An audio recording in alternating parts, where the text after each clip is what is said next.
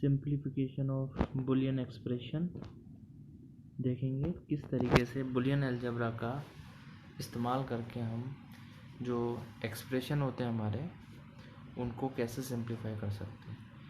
तो Boolean expression को हम जो है दो विधियों से सिंप्लीफाई कर सकते हैं। एक सरल विधि है, दूसरा आपका SOP यानी कि सम ऑफ प्रोडक्ट तथा POS प्रोडक्ट ऑफ सम विधि के द्वारा कर सकते हैं। तो जैसा कि मैंने आपको पिछली क्लास में भी बताया है कि जो हमारे बुलियन समीकरण होते हैं उसकी जो लॉजिक सर्किट होते हैं उसको हम बुलियन समीकरण के द्वारा उसको व्यक्त कर सकते हैं। तो इसकी मदद से हम बुलियन समीकरण से हम जो है जो लॉजिकल सर्किट है उसको डिफाइन कर सकते हैं और उसकी सहायता से क्या होगा कि जितना वो सरल होगा उतना ही हमारा जो लॉजिक सर्किट है वो सस्ता होगा, उसका मूल्य उतना ही कम हो जाएगा। तो जो सरल विधि है उससे जो हमारे बुलियन व्यंजक है उनको करने को जो प्रोसेस है वो इस प्रकार है। सबसे पहले जो बुलियन व्यंजक में प्रयुक्त ब्रैकेट्स हैं उनको हटाया जाता है। उसके बाद जो समान पद की संख्या है उनको हम जो हमारी ये प्रॉपर्टी है a plus A is equals to A या a dot A is equals to A की सहायता से कम कर सकते हैं। उसके बाद चर एवं उसके प्रतिलोम एक साथ होने पर वह पद छोड़ना होता है, जैसे कि a डॉट ए बार 0 के बराबर होता है, ये मैंने बताया था आपको, और a प्लस ए बार 1 के बराबर होता है। और अगर किसी पदों में केवल एक चर कम है तो उसे इस प्रकार हल किया जा सकता है। यहाँ पर आप देखेंगे ABC प्लस ए बी आपको दिखाई दे रहा होगा। तो यहाँ से आप देखिए ये आपका यहाँ ये दिखाई दे रहा है। तो यहाँ से आप देखिए ये है। तो इसमें अगर आप देखेंगे तो A और B कॉमन आ सकता है। तो ए बी को आप क्या कर लोगे, यहाँ कॉमन ले लोगे, ए बी को कॉमन ले लोगे तो C प्लस 1 और 1 प्लस समथिंग मैंने बताया था वो 1 के बराबर ही होता है। जैसे क्योंकि आप बुलियन में देखोगे तो 1 प्लस 1 भी 1 के बराबर होता है और 1 प्लस 0 भी 1 के बराबर होता है। तो हमारा ये वेरिएबल कुछ भी हो सकता है 1 और 0 में, यानी कि इसको हम किसी वेरिएबल से दिखाएंगे तो 1 प्लस C भी हमारा 1 के बराबर ही होगा। तो यहाँ से अगर निकालोगे तो ये ए बी के बराबर आएगा। तो अब हम लोग कुछ सवाल देखते हैं। जैसे कि सबसे पहला आप देखेंगे एक हमारा व्यंजक है, उसको बुलियन बीजगणित की सहायता से सरल करना है। तो a plus A bar b plus A B bar है। तो इसमें आप जो है a plus A bar b में डिस्ट्रीब्यूटिव प्रॉपर्टी लगाएंगे तो ये a प्लस ए बार और ब्रैकेट में दूसरे में a प्लस बी आ जाएगा प्लस ए बी बार आ जाएगा। अब a प्लस ए बार मैंने बताया था आपको 1 होता है, 1 रख देंगे तो बचेगा a plus B plus A B. अब इसमें आप देखोगे तो इसमें आप देखोगे तो आपको ये दिखाई देगा कि आपका a plus A B bar plus b है। तो इसमें से a कॉमन लेंगे तो 1 प्लस बी बार आ जाएगा और प्लस b आ जाएगा, और 1 प्लस बी बार आपका 1 के बराबर होगा। तो फाइनल जो एक्सप्रेशन आपका आएगा a प्लस बी आ जाएगा, जो कि हमारा सॉल्यूशन होगा। तो सरल फॉर्म जो होगी इस क्वेश्चन की वो a प्लस बी हो जाएगी। तो हमने इसको बुलियन बीजगणित की सहायता से सिंप्लीफाई कर दिया है। उसी तरीके से अगर एक क्वेश्चन और है जिसमें आप देखेंगे a bar B C plus A B bar C plus A B C bar plus A B C, अगर इसको सॉल्व करना है तो इसमें भी आप देखो सबसे पहले अगर आप राइट साइड में देखिए यहाँ पर आपका ए बी कॉमन आ जाएगा इन दोनों में, तो सी बार प्लस सी 1 के बराबर हो जाएगा। उसके बाद आप यहाँ इस वाले में देखेंगे तो यहाँ पर आप ए को कॉमन ले सकते हैं तो B bar C plus B आ जाएगा, और फिर इसमें आप डिस्ट्रीब्यूटिव प्रॉपर्टी लगा सकते हो इस जगह पर। इसमें डिस्ट्रीब्यूटिव प्रॉपर्टी लगाओगे तो ये डिस्ट्रीब्यूटिव प्रॉपर्टी से क्या हो जाएगा बी बार प्लस बी आ जाएगा और साथ ही में सी प्लस बी आ जाएगा, ठीक है ना। तो अगर ये डिस्ट्रीब्यूटिव प्रॉपर्टी तो बी बार प्लस बी आपका 1 के बराबर हो जाएगा, और ये finally A bar B C plus A B plus C आ जाएगा। फिर आप इसको प्रोडक्ट करा देंगे तो A bar B C plus A B plus A C आ जाएगा। फिर इन दोनों में आप यहाँ पर कॉमन ले सकते हैं, बी कॉमन है तो ए सी प्लस ए आ जाएगा। इसके बाद आप देखेंगे यहाँ पर तो आपका ये डिस्ट्रीब्यूटिव प्रॉपर्टी लगाएंगे तो ए प्लस ए बार 1 हो जाएगा, ये ए प्लस सी आ जाएगा। और फिर ये आप मल्टीप्लिकेशन कराएंगे, फिर ए सी और इधर ए बी आ जाएगा, इधर बी सी आ जाएगा और इधर ए सी आ जाएगा। तो ये सिंप्लीफाई फॉर्म हो गई आपकी, जो भी आपका क्वेश्चन था उसका सिंप्लीफिकेशन हमने इस तरीके से बुलियन की सहायता से कर दिया। इसके बाद आपका जो है एस ओ पी और पी ओ एस फॉर्म है। एस ओ पी का मतलब होता है sum of product. Sum of product का मतलब ये होता है कि इसमें दो या दो से अधिक गुणनफल पदों का योग किया जाता है, यानी कि हमारे जो वेरिएबल हैं पहले उनको प्रोडक्ट करेंगे और जब उनका प्रोडक्ट हो जाए उसके बाद हम ऐसे जितने भी हमारे वेरिएबल का प्रोडक्ट आएगा उनका सम कर देंगे। ठीक है, तो ये बेसिकली क्या होता है, इसमें इम्पोर्टेंट बात ये है कि ये हमारा एंड ऑपरेटेड वेरिएबल का और ऑपरेशन कर देते हैं। फॉर एग्जांपल जैसे हमारा एक एक्सप्रेशन ए डॉट बी है और एक एक्सप्रेशन बी डॉट सी है, तो ये दो अलग अलग हमारे एक्सप्रेशन है। अगर इनको हम, और ये कौन सा ऑपरेशन है, एंड ऑपरेशन है, ठीक है, इनको अगर हम और ऑपरेशन की सहायता से ऐड कर दें तो ये हमारा एसओपी फॉर्म कहलाएगा। ठीक है, इस विधि में व्यंजक को बुलियन नियमों के द्वारा चर राशियों के गुणनफल के रूप में जो है व्यक्त किया जाता है और इसे इसीलिए सम ऑफ प्रोडक्ट कहा जाता है। पहले यानी कि आपको प्रोडक्ट करना है फिर उनका सम लेना है। ठीक है, इसके बाद ये आधारभूत गुणन आउटपुट 1 के लिए इनपुट की स्थिति व्यक्त करते हैं। तो जब भी आप, जैसे हमने एंड गेट है, एंड गेट के लिए अगर आप देखेंगे तो हमारा ट्रुथ टेबल हमको पता है ए और बी, और हमारा आउटपुट होता है मान लीजिए वाई। अब इसकी कंडीशन है 0 0 1 0 0 1 1 1। अब आपको पता है कि जो आउटपुट होता है वो हमारा ए डॉट बी होता है एंड के लिए। तो ए डॉट बी के लिए आप देखोगे तो 0.0 0 होगा, 1.0 0 होगा, 1 0 भी 0 होगा और 1 1 पे हमारी वैल्यू 1 आ जाएगी। यानी कि हमारा आउटपुट यहाँ पर 1 है, तो इस टाइम पर जो इनपुट की स्थिति है, क्या स्थिति है, वो हम एसओपी के द्वारा पता कर सकते हैं। ठीक है बच्चों, तो ये तुम्हारा एसओपी फॉर्म हो गया, इसमें आप देख सकते हो जैसे कि हमारे एंड गेट के लिए 4 कंडीशन हो सकती हैं।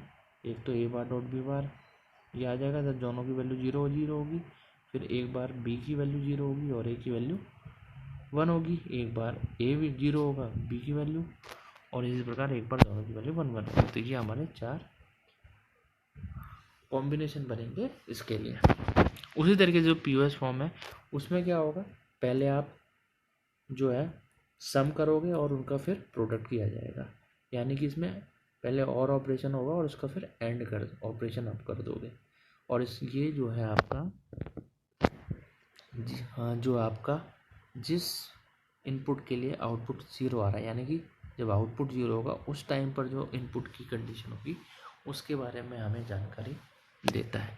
तो ये आपका जैसे कि यहाँ पर दिख रहा है, ये आपका पीओएस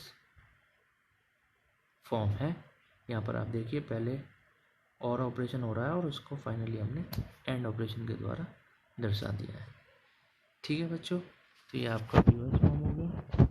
उसके बाद हम लोग आगे देखते हैं इस तरीके से। ये देखिए गेट के द्वारा भी इसको दिखा सकते हैं हम लोग।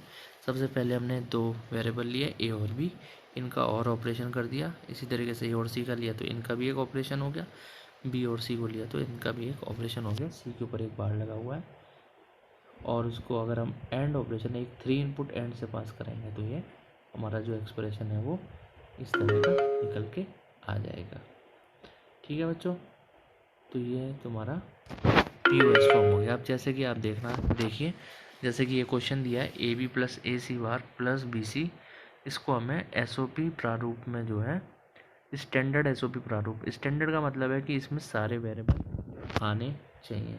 सारे वेरिएबल जैसे कि पहला है आपका ए बी, इसमें सी नहीं है, दूसरा ए सी बार है इसमें बी का नहीं है वेरिएबल, और बी सी इसमें ए नहीं है, तो ये स्टैंडर्ड फॉर्म में नहीं है। स्टैंडर्ड फॉर्म में कन्वर्ट करने के लिए हम क्या करेंगे, जो ए बी है उसके साथ हम सी प्लस सी बार लिख सकते हैं क्योंकि इसकी वैल्यू 1 के बराबर होती है।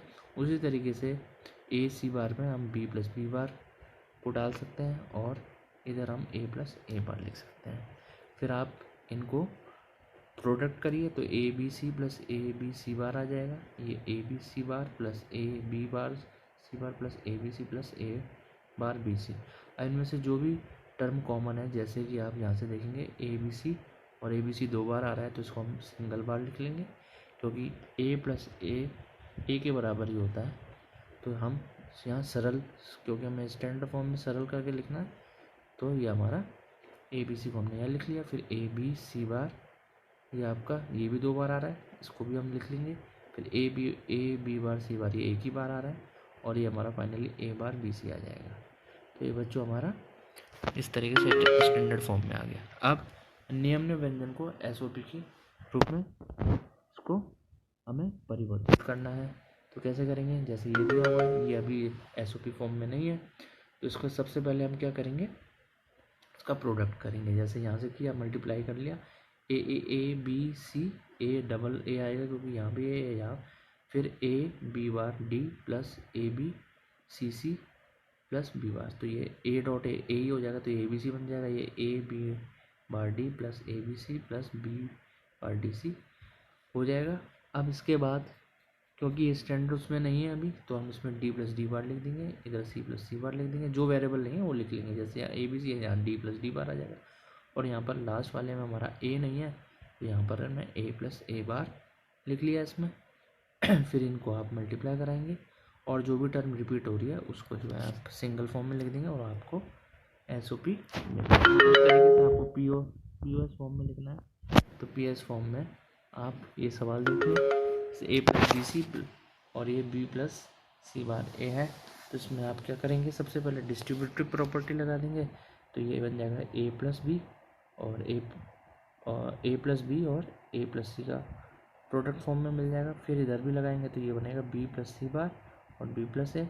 फिर आप इसमें ए प्लस बी के साथ सी बार ला सकते हैं क्योंकि पहली टर्म में हमारा सी नहीं है, क्योंकि हमें इसे स्टैंडर्ड पी फॉर्म में बदलना है। तो हम इसमें सी बार कर सकते हैं जिसकी वैल्यू 0 होती है। तो इसको लगाने से हमारी इक्वेशन पे कोई फ़र्क नहीं पड़ेगा। इसी तरीके से इसमें हम बी बार लाएंगे, इधर ए बार लाएंगे और आखिरी वाले में सी बार लाएंगे।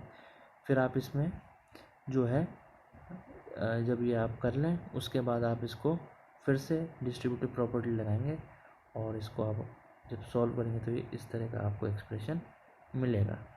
ठीक है बच्चों, उसके बाद जो भी टर्म इसमें कॉमन आ रही हैं उनको आप जो है सिंगल बार लिख लेंगे और फाइनली जो आपको आउटपुट मिलेगा वो ये मिल जाएगा। अब इसी को अगर आपको वेरीफाई करना है बुलियन एक्सप्रेशन को ट्रुथ टेबल की सहायता से, तो कैसे करेंगे, सत्य सारणी से एसओपी द्वारा किसी भी व्यंजक को सरल करने के निम्न प्रकार। सर्वप्रथम सत्य सारणी से प्रत्येक एक वन जहाँ पर आउटपुट के लिए गुणन लिखते हैं। इसके बाद गुणनफलों का योग यानी कि और निकालते हैं।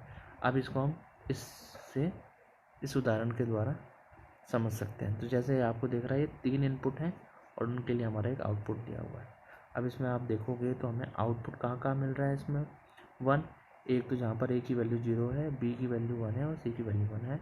यहाँ से आप देखो, एक तो इसके लिए हमें 1 मिल रहा है आउटपुट, दूसरा यहाँ पर 1 मिल रहा है, तीसरा यहाँ पर मिल रहा है और चौथा यहाँ पर मिल रहा है।